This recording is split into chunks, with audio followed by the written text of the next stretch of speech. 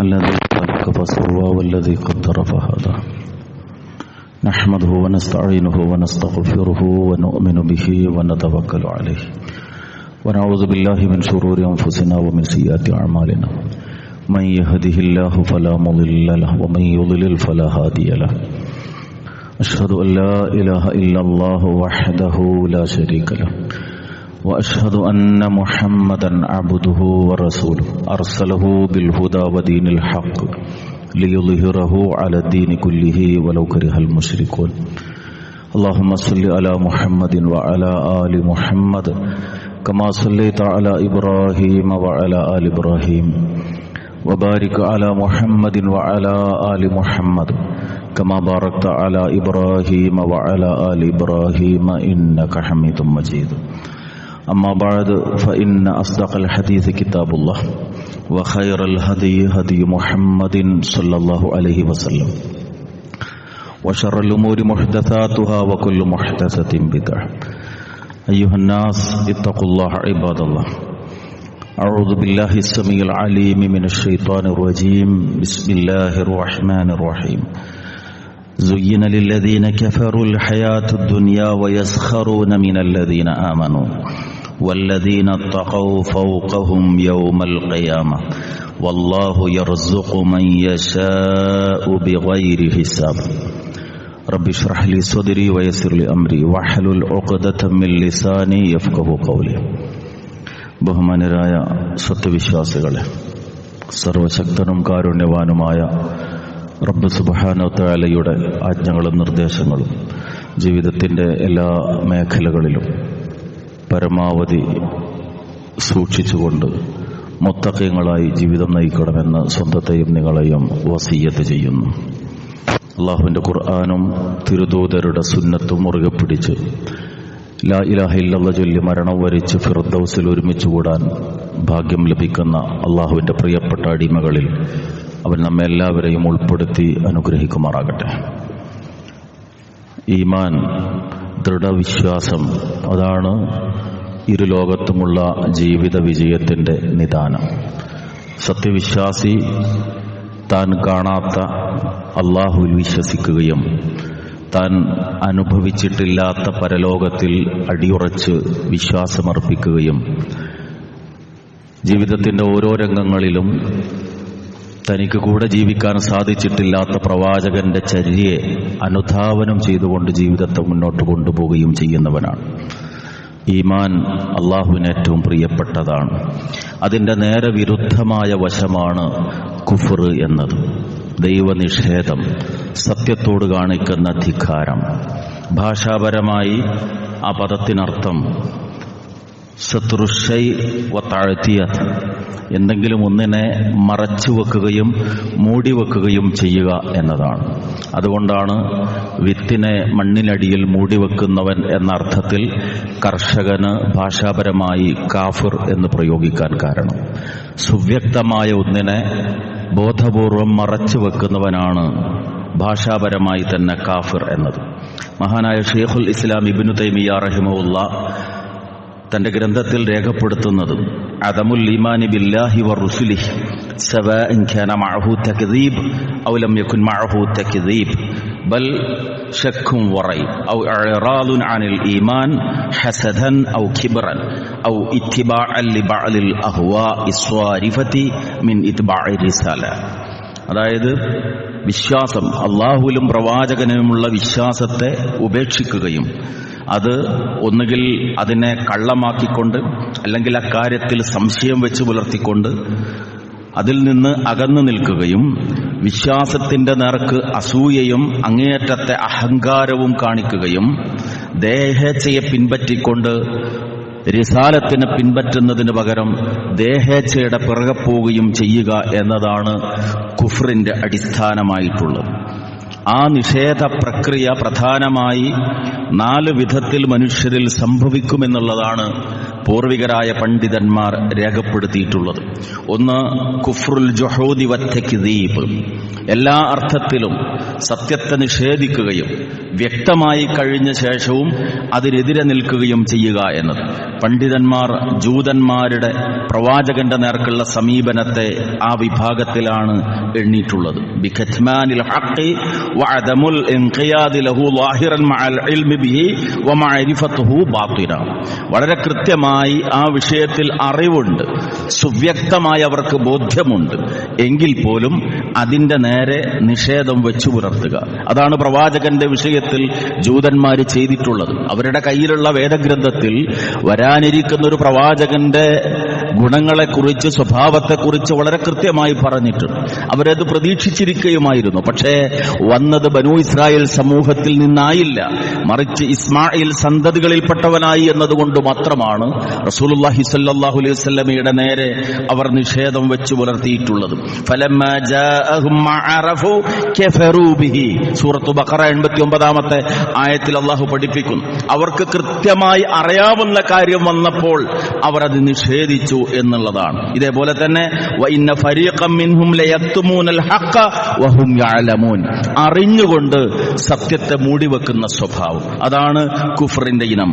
മറ്റൊന്ന് കുഫ്റുൽ ഇറാദി വൽ ഇസ്തിക്ബാർ, അങ്ങേയറ്റത്തെ ദുരഭിമാനം, അഹങ്കാരം കൊണ്ട് നിഷേധിക്കുക.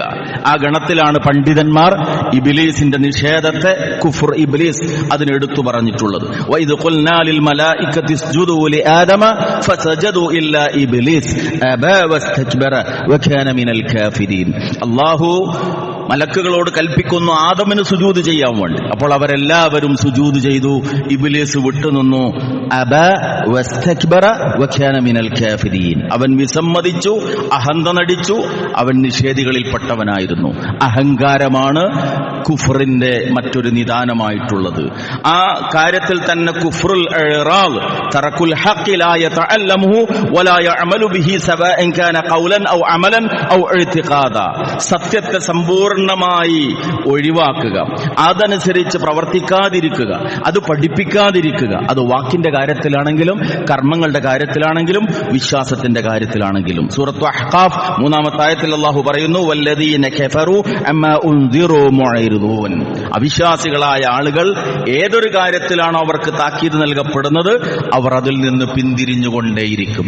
അഹങ്കാരമാണ് അതിന്റെ നിദാനം. മൂന്നാമത്തേത് കുഫ്റുൻ നിഫാഖ്, മനസ്സിൽ കാപട്യം വെച്ചു പുലർത്തിക്കൊണ്ട് സത്യത്തിന്റെ നേർക്ക് നിഷേധം വെച്ചു പുലർത്തുക. വിശുദ്ധ ഖുർആനിൽ സൂറത്ത് ബഖറയിൽ അല്ലാഹു വിശദീകരിക്കുന്നു, വമിനന്നാസ് മൻ യഖൂലു ആമന്നാ ബില്ലാഹി വബിൽ യൗമിൽ ആഖിർ വമാ ഹും ബിമുഅ്മിനീൻ യുഖാദിഊന അല്ലാഹ വല്ലദീന ആമനൂ വമാ യഖ്ദഊന ഇല്ലാ അൻഫുസഹും വമാ യശ്ഉറൂൻ. മനുഷ്യരിൽ ചില ആളുകൾ അവർ പറയും, ഞങ്ങൾ അല്ലാഹുവിലും അന്ത്യദിനത്തിലുമൊക്കെ വിശ്വസിച്ചിരിക്കുന്നു, പക്ഷേ അവർ സത്യത്തിൽ വിശ്വസിച്ചിട്ടില്ല. അവർ അല്ലാഹുവിനെ, അതേപ്രകാരം തന്നെ വിശ്വാസികളെ പരിഹസിക്കുകയാണ് ചെയ്യുന്നത്. പക്ഷെ അങ്ങനെ ചെയ്യുന്നവർ സ്വന്തത്തെ തന്നെയാണ് പരിഹസിക്കുന്നത്. അവർ മനസ്സിലാക്കുന്നില്ല കാര്യമെന്നാണ് അള്ളാഹു വ്യക്തമാക്കുന്നത്. അപ്പൊ മനസ്സിൽ കാപട്യം വെച്ചു പുലർത്തിക്കൊണ്ട് സത്യത്തെ നിഷേധിക്കുക. നാലാമത്തേത് കുഫ്റു ശക്കി വറൈബ, അഥവാ സംശയവും സന്ദേഹവും വെച്ചു പുലർത്തിയിട്ട് ദീനിന്റെ നേർക്ക്, സത്യത്തിന്റെ നേർക്ക് നിഷേധം വെച്ചു പുലർത്ത്. ഉറപ്പില്ല, പറയുന്ന കാര്യങ്ങളിൽ, കേൾക്കുന്ന വിഷയങ്ങളിൽ, മനസ്സിലാക്കിയ കാര്യങ്ങളിൽ അത് കൃത്യമായോ അടിയുറച്ച് വിശ്വസിക്കാൻ ഉള്ള ആഴത്തിലുള്ള അറിവോ അല്ലെങ്കിൽ അതിനോടുള്ള പ്രതിബദ്ധതയോ ഇല്ല. സംശയങ്ങളിലാണ് അവർ ജീവിക്കുന്നത്. അതുകൊണ്ട് തന്നെ സത്യത്തെ നിഷേധിക്കാൻ ഈ 1400 കൊല്ലം മുമ്പ് പഠിപ്പിക്കപ്പെട്ട കാര്യത്തിന് ഇന്ന വിഷയത്തിൽ ഇന്നിന്റെ സാഹചര്യത്തിൽ പ്രസക്തിയുണ്ടോ എന്നൊക്കെ ചോദിക്കുന്ന വിധത്തിൽ സംശയങ്ങളിൽ കഴിഞ്ഞുകൂടുന്ന ആളുകളായി. ഇങ്ങനെ 4 വിഭാഗക്കാരായിട്ട് കുഫ്റുള്ള ആളുകളെ പൂർവികരായ പണ്ഡിതന്മാർ വിശേഷിപ്പിച്ചിട്ടുണ്ട്, വർഗീകരിച്ചിട്ടുണ്ട് എന്ന് കാണാൻ സാധിക്കും. നമ്മൾ ജീവിക്കുന്ന സമൂഹത്തിൽ ഈ വിഷയത്തിൽ ഇന്ന് വളരെ വ്യാപകമായ ശ്രമങ്ങൾ നടന്നുകൊണ്ടേയിരിക്കുകയാണ്. പ്രത്യേകിച്ച് നമുക്ക് കാണാൻ സാധിക്കും, ആർക്കും അവരുടെ അഭിപ്രായങ്ങളും വാദഗതികളും സമൂഹത്തിന്റെ മുമ്പിൽ അവതരിപ്പിക്കാനുള്ള സ്വാതന്ത്ര്യമുണ്ട്. പക്ഷെ ഇവിടെ എക്സ് ക്രിസ്ത്യാനിയെ നമുക്ക് കാണാൻ സാധിക്കില്ല, എക്സ് ഹിന്ദുവിനെ കാണാൻ സാധിക്കില്ല. പക്ഷേ എമു എന്ന് പറഞ്ഞുകൊണ്ട് എക്സ് മുസ്ലിം എന്ന് പറഞ്ഞ് ചില ആളുകൾ രംഗത്ത് വരാൻ തയ്യാറായിരിക്കുന്നു. അതിൽ നിന്ന് തന്നെ ലക്ഷ്യം വളരെ വ്യക്തമാണ്. എന്തുകൊണ്ട് തങ്ങൾ എക്സ് മുസ്ലിമാണെന്ന് അവർ പ്രത്യേകം എടുത്തു പറയുന്നു? അവരുടെ ലക്ഷ്യം ഇസ്ലാമിനെ പരിഹസിക്കലാണ്. ഇവിടെ യുക്തിവാദികളെ സംബന്ധിച്ചിടത്തോളം നിലനിൽക്കുന്ന ഒട്ടനവധി മതങ്ങളിൽ യുക്തിവാദികൾക്ക് വിമർശിക്കാനുള്ള എമ്പാടും കോപ്പുകളുണ്ട്. പക്ഷേ അതിനെ ഒന്നിനെയും വിമർശിക്കാതെ എന്തുകൊണ്ട് ഇസ്ലാമിന്റെ നേർക്ക് മാത്രം ആ ഒരു സമീപനം വെച്ചു പുലർത്തുന്നു എന്നത് ചിന്തനീയമാണ്. അതിന്റെ ഏറ്റവും അടിസ്ഥാനപരമായ കാരണം ഇസ്ലാം മനുഷ്യന്റെ മുമ്പിൽ ജീവിതത്തിന് കൃത്യമായ ചില അതിർവരമ്പുകൾ പഠിപ്പിക്കുന്നു എന്നുള്ളതാണ്. പ്രത്യേകിച്ച് ധാർമ്മികതയുടെ വിഷയത്തിൽ ഇവരാവശ്യപ്പെടുന്ന ലിബറലിസം, ഇവർ ഈ സമൂഹത്തിൽ വളർത്തിയെടുക്കാൻ ആഗ്രഹിക്കുന്ന കുത്തഴിഞ്ഞ ജീവിത രീതി, അവിടെ ഏകവിഘാതം പരിശുദ്ധ ഇസ്ലാമാണ്. അത് കുടുംബ ജീവിതത്തിന്റെ കാര്യത്തിലാകട്ടെ, ലൈംഗികതയുടെ ജീവിതത്തിന്റെ കാര്യത്തിലാകട്ടെ, സാമൂഹികമായ സ്വാതന്ത്ര്യത്തിന്റെ ഏത് മേഖലയിലാകട്ടെ. അതുകൊണ്ട് തന്നെ ഈ മതത്തെ പ്രതിക്കൂട്ടിലാക്കാനും നിഷേധത്തിന്റെ പേര് പറഞ്ഞുകൊണ്ട് പരിശുദ്ധ ഇസ്ലാമിന്റെ ഓരോ ചിഹ്നത്തെയും പ്രവാചക ജീവിതത്തിലെ ഓരോ അധ്യാപനത്തെയും അതീവ നിന്ദ്യമായ നിലക്ക് അപമാനിക്കാനും ഇത്തരം ആളുകൾ ശ്രമിച്ചുകൊണ്ടിരിക്കുകയാണ്. അവർക്ക് പ്രത്യേകിച്ച് ഒരു മുസ്ലിമിന്റെ പേരുണ്ടെങ്കിൽ മാർക്കറ്റ് ഉണ്ടാകുമെന്ന് കണ്ടറിഞ്ഞുകൊണ്ട് ഇന്ന് നമുക്കറിയാം ഏറ്റവും വലിയ വരുമാന മാർഗം പലരെ സംബന്ധിച്ചിടത്തോളം സോഷ്യൽ മീഡിയകളാണ്. തങ്ങൾക്ക് തങ്ങളുടേതായ വാദഗതികൾ കേൾക്കാൻ വരിക്കാരുണ്ടെങ്കിൽ അഥവാ ഫോളോവേഴ്സ് ഉണ്ടെങ്കിൽ തീർച്ചയായും അതൊരു വരുമാന മാർഗമായി കാണുന്നു എന്നതുകൊണ്ട് ഒരു മുസ്ലിമിന്റെ പേരുള്ള ആളാണെങ്കിൽ ഇസ്ലാമിനെ വിമർശിച്ചാൽ ഇന്ന് മാർക്കറ്റ് ഉണ്ട് എന്നതാണ്. അതുകൊണ്ട് വളരെ പച്ചയായ രൂപത്തിലുള്ള ഈ കുഫ്ർ പ്രചരിപ്പിക്കാനും അതിലേക്ക് പുതിയ തലമുറയെ, യുവതലമുറയെ കൊണ്ടുവരാനും ആസൂത്രിതമായ ശ്രമങ്ങളാണ് ഇവിടെ നടന്നുകൊണ്ടിരിക്കുന്നത്. ഗൗരവതരമായി നാം ഈ വിഷയത്തെ കാണേണ്ടതുണ്ട്. കാരണം മനുഷ്യനിൽ ഏത് സന്ദർഭത്തിലും കടന്നു വരാൻ ഇടയുള്ള ഒരു രോഗമായിട്ടാണ് ഇസ്ലാം ഇതിനെ കാണുന്നത്. അള്ളാഹുവിനെ കുറിച്ച് അറിയിക്കുന്നതാണ്, റബ്ബിന്റെ സൃഷ്ടിപ്പിന്റെ അത്ഭുതങ്ങളെ വ്യക്തമാക്കുന്നതാണ് ലോകത്തുള്ള ഓരോ സംഭവം. അതുകൊണ്ട് തന്നെ യുക്തിവാദത്തിലേക്ക് മനുഷ്യനെ നയിക്കുന്നത് എന്താണ്? ചില പ്രമുഖരായ നമ്മുടെ പൂർവികരായ ആളുകൾ രേഖപ്പെടുത്തി വെച്ച പോലെ യുക്തിചിന്ത പ്ലസ് വിനയം സമം മതവിശ്വാസം എന്നതാണ്. യുക്തിചിന്തയും അതിന്റെ കൂടെ വിനയവും ഉണ്ടെങ്കിൽ അവൻ മുസ്ലിമായി തീരും. യുക്തിചിന്ത പ്ലസ് അഹങ്കാരം നിരീശ്വരത്വം എന്നാണ്. യുക്തിചിന്തയും അഹങ്കാരവുമാണുള്ളതെങ്കിൽ അതവനെ കൊണ്ടുചെന്നെത്തിക്കുന്നതാണ് യുക്തിവാദത്തിലേക്ക് എന്ന് നമുക്ക് കാണാൻ സാധിക്കും. അന്നം നൽകുന്ന റബ്ബ്, ജീവിത വിഭവങ്ങൾ നൽകുന്ന റബ്ബ്, ഈ ഭൂമിയെ പട്ടുമെത്ത പോലെ മനുഷ്യന് വേണ്ടി ഒരുക്കിവെച്ച റബ്ബ്, ആ റബ്ബ് മനുഷ്യന്റെ ജീവിതത്തിലെ കൃത്യമായ മാർഗരേഖ അവന്റെ മുമ്പിൽ പഠിപ്പിച്ചു കൊടുത്തു. എന്നിട്ട് ഈ ലോകത്തെ ഒന്ന് കണ്ടു പഠിച്ച് തന്റെ വ്യക്തിത്വം, തന്റെ അസ്തിത്വം, അതിന്റെ ലക്ഷ്യമെന്താണ് എന്ന് തിരിച്ചറിയാനുള്ള അടിസ്ഥാന വിവരം പോലും ലഭിക്കാതെ ഞാൻ യുക്തിവാദിയാണ് എന്ന് അഹങ്കരിച്ച് നടക്കുന്ന ആളുകളെ അള്ളാഹു ഉദാഹരിച്ച ചില ഉദാഹരണങ്ങൾ വിശുദ്ധ ഖുർആനിൽ നമുക്ക് കാണാൻ സാധിക്കും. ഒന്ന്, അവർ ദേഹേച്ഛയെ ഇലാഹാക്കിയവരാണ്. ഏതാണ് ശരി ഏതാണ് തെറ്റ് എന്നതിന് സ്വന്തം മനസ്സിന്റെ ഇച്ഛകളെയാണ് അവർ പിൻപറ്റിക്കൊണ്ടിരിക്കുന്നത്. അതുകൊണ്ട് സൂറത്ത് ഫുർഖാൻ 43-44 ആയത്തുകളിലൂടെ അത്തരക്കാരെ കുറിച്ച് അല്ലാഹു പറയുന്നു. നോക്കൂ, അം തഹ്സബു അന്ന അക്സറഹും യസ്മഊന ഔ യഅഖിലൂൻ. നിങ്ങൾ വിചാരിക്കുന്നുണ്ട് അവരിൽ കൂടുതൽ ആളുകളും കേൾക്കുകയും മനസ്സിലാക്കുകയും ചെയ്യുമെന്നുള്ളത്? ഇൻഹും ഇല്ലാ കൽ അൻആം, അവർ നാൽക്കാലി മൃഗങ്ങളെ പോലെയാണ്. ബൽ ഹും അദല്ലു സബീല, അല്ല അതിനേക്കാൾ വഴിതെറ്റിപ്പോയ ആളുകളാണ്. പ്രപഞ്ച രഹസ്യം കണ്ടെത്താൻ സാധിക്കാതെ പോയവർ, ജീവിതത്തിന്റെ ലക്ഷ്യവും അർത്ഥവും മനസ്സിലാക്കാൻ സാധിക്കാതെ പോയവർ, എന്നിട്ട് യുക്തിവാദി എന്ന പെരുമ്പറയടിച്ച് നടക്കുന്ന ആളുകൾ നാൽക്കാലികളെക്കാൾ മോശമാണ് അവർ എന്നാണ് അള്ളാഹു പഠിപ്പിക്കുന്നത്. സൂറത്ത് അഅറാഫ് 179 ആയത്തിലൂടെ അള്ളാഹു പറയുന്നു, വലഖദ് ദറഅനാ ലിജഹന്നം കസീറൻ മിനൽ ജിന്നി വൽ ഇൻസ് ലഹും ഖുലൂബുൻ ലാ യഫ്ഖഹൂന ബിഹാ വലഹും അഅ്യുനുൻ ലാ യുബ്സിറൂന ബിഹാ വലഹും ആദാനുൻ ലാ യസ്മഊന ബിഹാ ഉലൈക കൽ അൻആം ബൽ ഹും അളൽ ഉലൈക ഹുമുൽ ഗാഫിലൂൻ. നരകത്തിനു വേണ്ടിയാണ് മനുഷ്യരിലും ജിന്നുകളിലും പെട്ട ബഹുഭൂരിഭാഗം ആളുകളെ നാം സൃഷ്ടിച്ചിട്ടുള്ളത്. എന്താണ് അവരുടെ പ്രത്യേകത? ലഹും ഖുലൂബ്, അവർക്ക് ഹൃദയങ്ങളുണ്ട്, പക്ഷേ ലാ യഫ്ഖഹൂന ബിഹാ, ആ ഹൃദയം കൊണ്ട് അവർ ചിന്തിച്ചു മനസ്സിലാക്കാൻ തയ്യാറാകില്ല. വലഹും അഅ്യുനുൻ, കണ്ണുകളുണ്ട് അവർക്ക്, പക്ഷേ ലാ യുബ്സിറൂന ബിഹാ, ആ കണ്ണുകൊണ്ട് കാണേണ്ടത് കണ്ടു മനസ്സിലാക്കാൻ അവർ തയ്യാറാകില്ല. വലഹും ആദാൻ, കാതുകളുണ്ട് അവർക്ക്, പക്ഷേ ലാ യസ്മഊന ബിഹാ, അതുകൊണ്ട് കേൾക്കേണ്ട കേൾക്കേണ്ടത് കേൾക്കാൻ അവർ തയ്യാറാകില്ല. ഉലൈക കൽ അൻആം, നാൽക്കാലി മൃഗങ്ങളെ പോലെയാകുന്നവർ. അതുമാത്രല്ല ബൽഹും അവല്, അതിനേക്കാൾ വഴിതെറ്റിയവരാണ്, മ്ലേച്ഛരാണ് അവർ.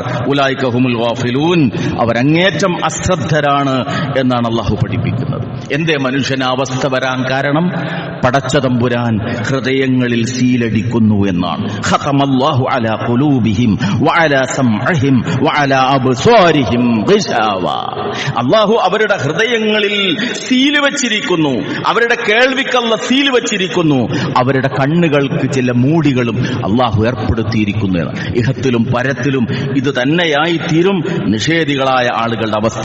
കല്ലാ ബൽ റാന അലാ ഖുലൂബിഹിം, ആവർത്തിച്ച് വിവിധ വാക്കുകൾ ഉപയോഗിച്ചുകൊണ്ടാണ് കാഫിറിന്റെ മനസ്സിനെ അല്ലാഹു ഉദാഹരിക്കുന്നത്. എത്ര സത്യം കൺമുമ്പിൽ കണ്ടാലും, പ്രമാണങ്ങൾ എത്ര വ്യക്തമായി തന്റെ മുമ്പിൽ ഓതിക്കവേൾപ്പിക്കപ്പെട്ടാലും ഒന്ന് ചിന്തിക്കാൻ അവന് കഴിയില്ല.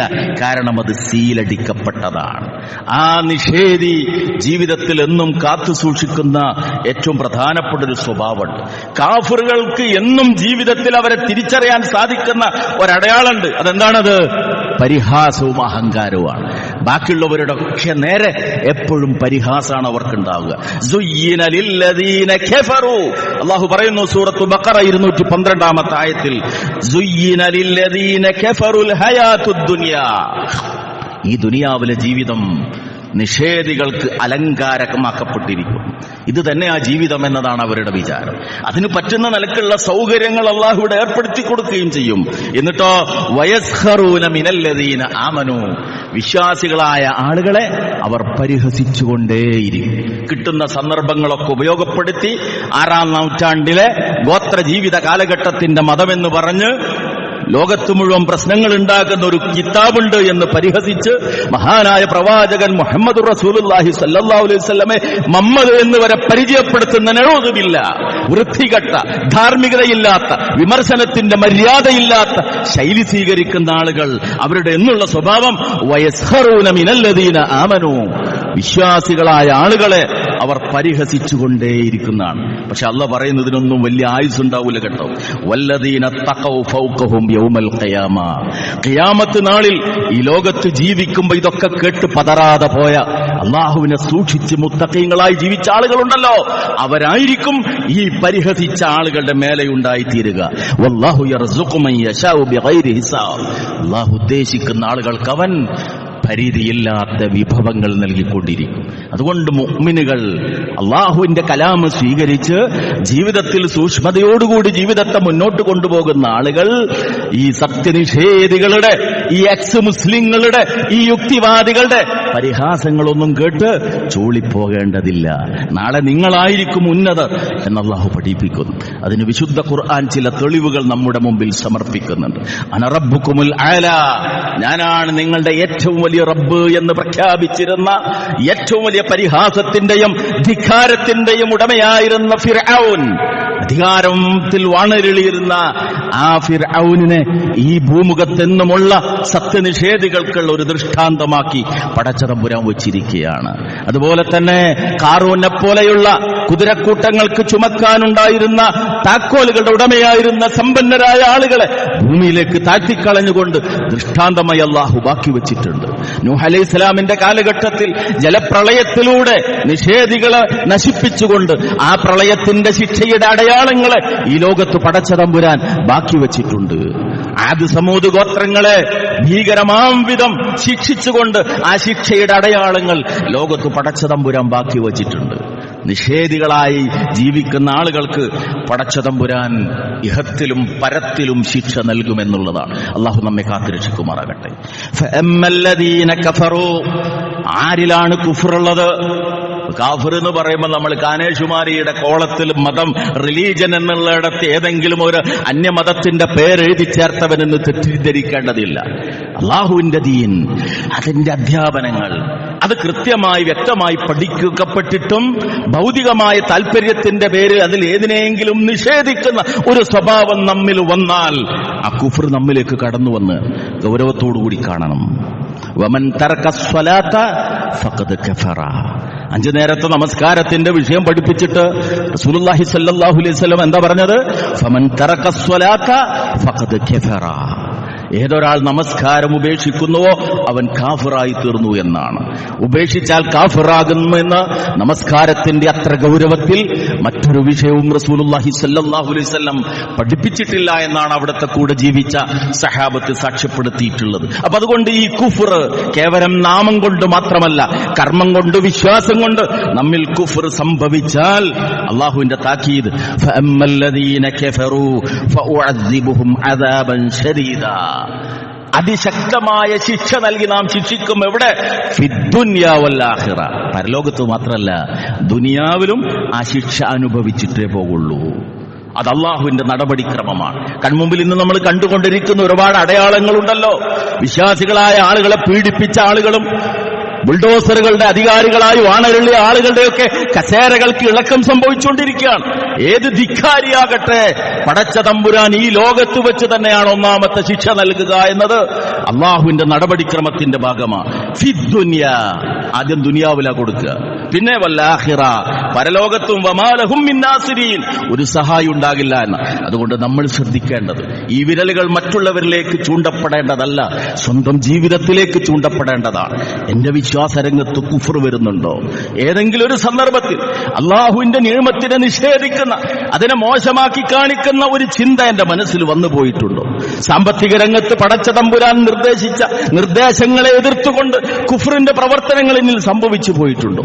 എന്റെ അമലുകളിൽ എവിടെയെങ്കിലും കുഫ്റിന്റേതായ ഒരു ചെറു ചലനമെങ്കിലും വന്നു പോകുന്നുണ്ടോ? സൂക്ഷ്മത വിശ്വാസിയുടെ ജീവിതത്തിൽ ഉണ്ടായിത്തീരണം. എത്തിലും പരത്തിലും ശിക്ഷയാണ് നിഷേധികൾക്ക്. പരലോകത്തെ അവസ്ഥ പറഞ്ഞു നിരവധി വരുന്ന ആയത്തുകളിലൂടെ, വല്ലദീന കഫറൂ ലഹും നാറു ജഹന്നം ലാ യുഖ്ളാ അലൈഹിം, അവിശ്വാസികളായ ആളുകൾ അവർക്ക് കത്തിജ്വലിക്കുന്ന നരകമാണുള്ളത്. ലാ യുഖ്ളാ അലൈഹിം ഫയമൂതു, മരണം അവരിൽ വിധിക്കപ്പെടുകയില്ല. അങ്ങനെ മരണം അവർക്ക് വിധിക്കപ്പെട്ടിരുന്നെങ്കിൽ അവർ മരിക്കാൻ തയ്യാറാകുമായിരുന്നു. ഫലാ യുഖഫഫു അൻഹും മിൻ അദാബിഹാ, ശിക്ഷയിൽ നിന്ന് യാതൊരു വിധത്തിലുള്ള ലഘൂകരണവും അവർക്ക് ലഭിക്കില്ല. കദാലിക നജ്സീ കുല്ല കഫൂർ, എല്ലാ നിഷേധിക്കും നാം അങ്ങനെയാണ് പ്രതിഫലം നൽകുക എന്നതാണ്. മാത്രമല്ല വഅമ്മല്ലദീന ഫസഖൂ ഫമഅവാഹുമുൻ നാർ, ദുർനടപ്പ് ജീവിതത്തിന്റെ ഭാഗമാക്കിയിട്ടുള്ള ആളുകൾ, അവരുടെ സങ്കേതം നരകമാണ്. കുല്ലമാ അറാദു അൻ യഖ്റുജൂ മിൻഹാ ഉഈദൂ ഫീഹാ, ആ നരകത്തിൽ നിന്ന് എപ്പോഴൊക്കെ അതിലെ ശിക്ഷയുടെ ഗൗരവം, അസഹനീയത നിമിത്തം അവർ പുറത്തേക്ക് രക്ഷപ്പെടാൻ വേണ്ടി ശ്രമിക്കുന്നുവോ, വീണ്ടും അവർ മലക്കുകളാൽ അതിലേക്ക് തന്നെ മടക്കപ്പെടും. വഖീല ലഹും ദൂഖൂ അദാബൻ നാരില്ലദീ കുൻതും ബിഹി തുകദ്ദിബൂൻ, നിങ്ങൾ കളവാക്കിയ, നിങ്ങൾ പരിഹസിച്ച ആ നരകത്തിന്റെ ശിക്ഷ ആസ്വദിച്ചുകൊള്ളൂ എന്ന് പറയപ്പെടുകയും ചെയ്യും. അള്ളാഹു നമ്മെ കാത്തുരക്ഷിക്കുമാറാകട്ടെ.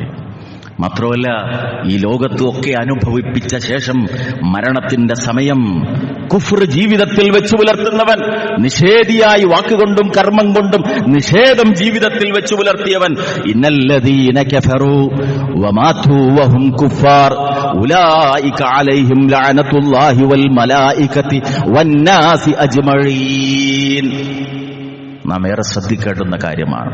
മുസ്ലിം സൊസൈറ്റിയിൽ അംഗമാണ്, അവന്റെ വീട് ഇന്ന പള്ളിയുടെ മഹലിന്റെ പരിധിയിലാണ്, പക്ഷേ പള്ളിയിൽ വരില്ല, ദീനിന്റെ ചിഹ്നങ്ങൾ അവനിലില്ല. അവസാനം പേര് മുസ്ലിമായത്, മഹലിൽ മെമ്പർഷിപ്പ് ഉണ്ട്. എന്തുകൊണ്ട്? ചിലപ്പോ ഖബർസ്ഥാനിൽ അവന് ഖബർ ഒരുക്കപ്പെടും. അതിനപ്പുറം വേറൊരു ബന്ധമില്ല. കുഫറിലാണ് മരണം. നിസ്കാരം ജീവിതത്തിൽ ഉണ്ടായിരുന്നില്ല, സാമ്പത്തിക രംഗത്ത് ശ്രദ്ധിച്ചിട്ടില്ല, ഇടപാടുകളിൽ ശ്രദ്ധിച്ചിട്ടില്ല, വിശ്വാസ കർമ്മകാര്യങ്ങളിലൊന്നും സൂക്ഷ്മത വെച്ച് പുലർത്തിയിട്ടില്ല. അങ്ങനെയുള്ള ഒരു മനുഷ്യൻ, കുഫറിൽ ജീവിച്ചവൻ, വമാതു വഹും കുഫാർ, എന്നിട്ടും കാഫിറായി തന്നെ മരിക്കുകയും ചെയ്താൽ ഉലൈക അലൈഹിം ലഅനത്തുല്ലാഹി വൽ മലായികതി വന്നാസി അജ്മഈൻ. നഊദു ബില്ലാഹ്. അല്ലാഹുവിന്റെ ശാപം, മലക്കുകളുടെ ശാപം, മുഴുവൻ മനുഷ്യരുടെയും ശാപം. ശ്രദ്ധിക്കേണ്ടുന്ന കാര്യമാണ്.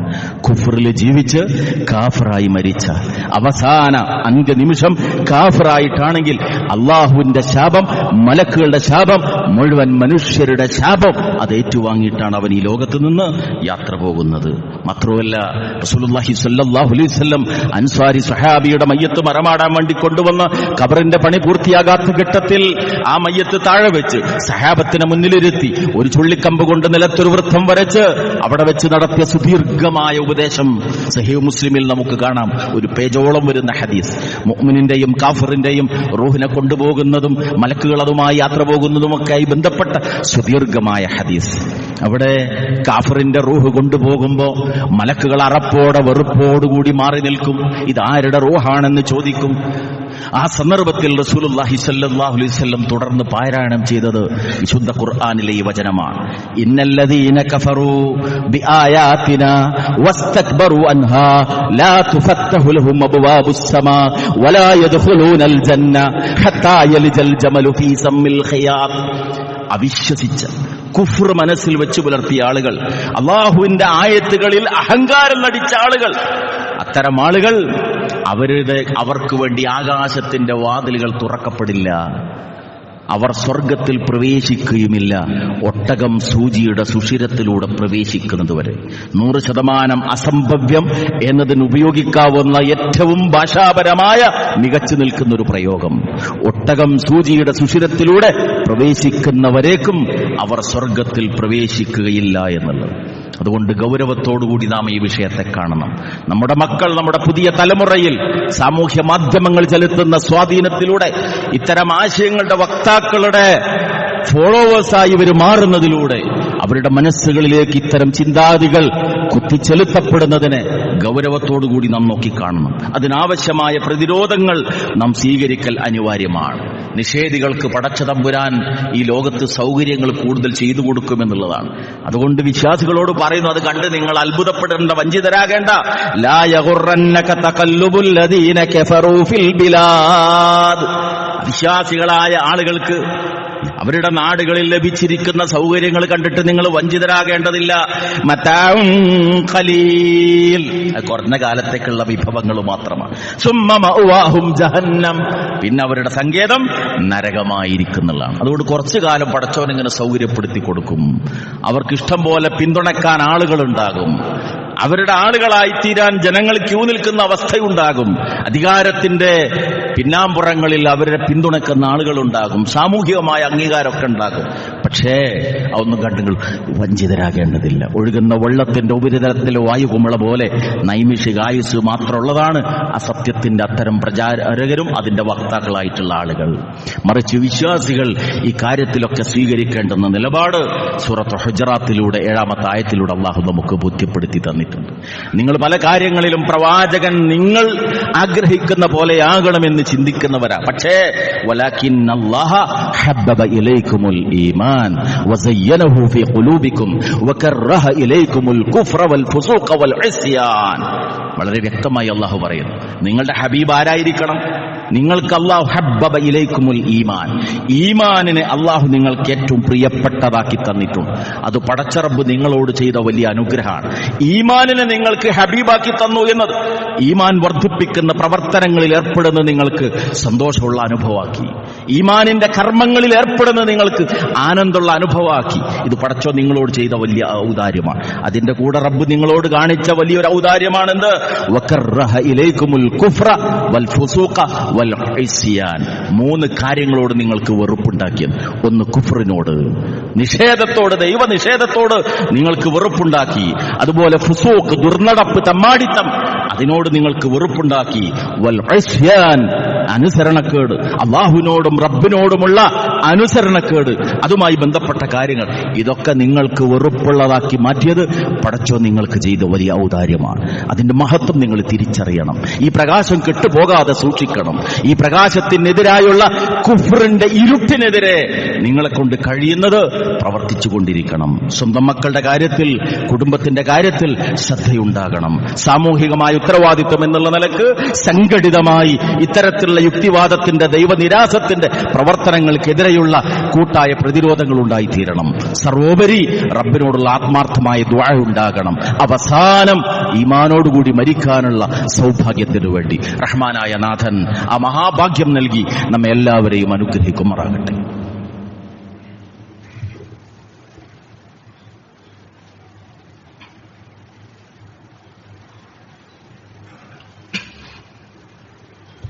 അൽഹംദുലില്ലാഹ് الذي هدانا لهذا وما كنا لنهتدي لولا أن هدانا الله صلى الله على النبي وعلى آله وصحبه أجمعين أما بعد اتقوا الله عباد الله അള്ളാഹുവിനെ സൂക്ഷിച്ചുകൊണ്ട് ജീവിതത്തിലെ ഈമാനിന്റെ തലം കൃത്യമായി സൂക്ഷ്മതയോടുകൂടി ജീവിച്ചുകൊണ്ട് ഈമാനിന്റെ മാധുര്യം നുകരാനുള്ള പരിശ്രമം ഉണ്ടാകണമെന്ന് സ്വന്തത്തെയും നിങ്ങളെയും ഒരിക്കൽ കൂടി ഓർമ്മപ്പെടുത്തുകയാണ്. അതോടൊപ്പം കുഫറിലേക്ക് എത്തിച്ചേരാനുള്ള എല്ലാവിധ സാധ്യതകളുടെയും കവാടങ്ങളെ പ്രത്യേകിച്ചും ഇന്നിന്റെ സാമൂഹ്യ മാധ്യമങ്ങൾ വ്യാപകമായി തീർന്നൊരു ചുറ്റുപാടിൽ ആ വിഷയത്തിൽ ബദ്ധശ്രദ്ധരായി നാം മുന്നോട്ട് നീങ്ങുക. പ്രാപഞ്ചിക പ്രതിഭാസങ്ങൾ നമുക്ക് നൽകുന്ന ജീവിതത്തിലെ പാഠങ്ങൾ വളരെ വ്യക്തമാണ്.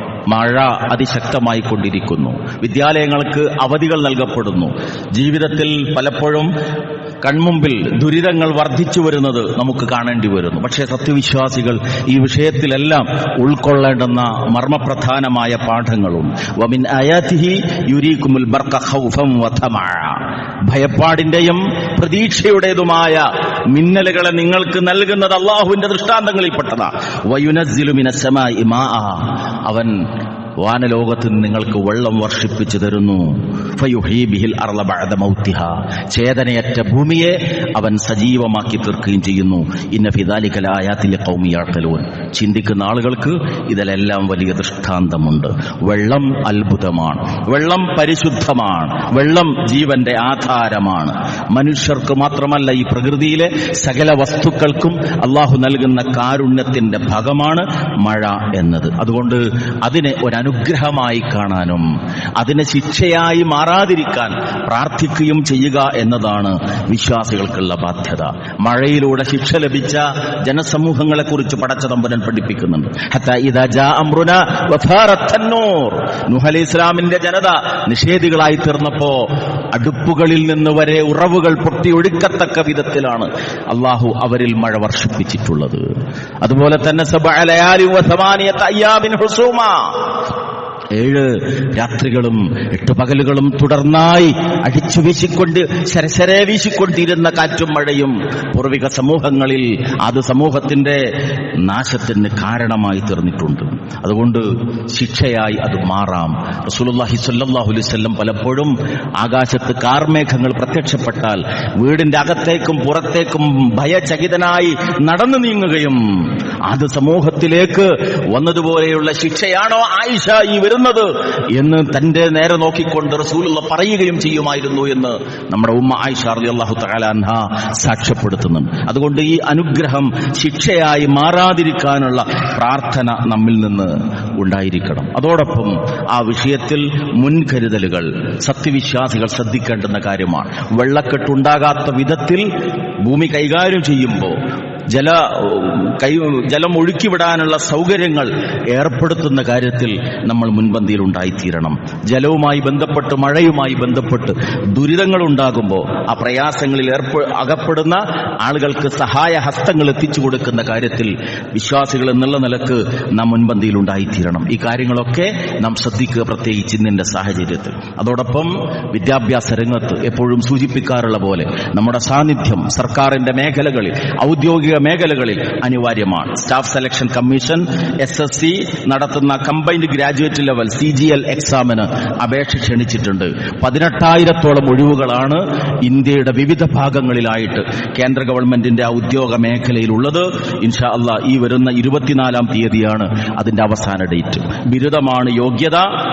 അക്കാര്യം അതിന്റെ സൈറ്റിൽ പോയി രജിസ്റ്റർ ചെയ്യാൻ, പ്രത്യേകിച്ചും അതിന്റെ വെബ്സൈറ്റ് ssc.gov.in എന്ന സൈറ്റിൽ കയറി അതിൽ രജിസ്റ്റർ ചെയ്ത ശേഷം ഈ ജോലിക്ക് അർഹരായിട്ടുള്ള ആളുകൾ അപേക്ഷ നൽകുന്ന കാര്യം പ്രത്യേകം ശ്രദ്ധിക്കുക.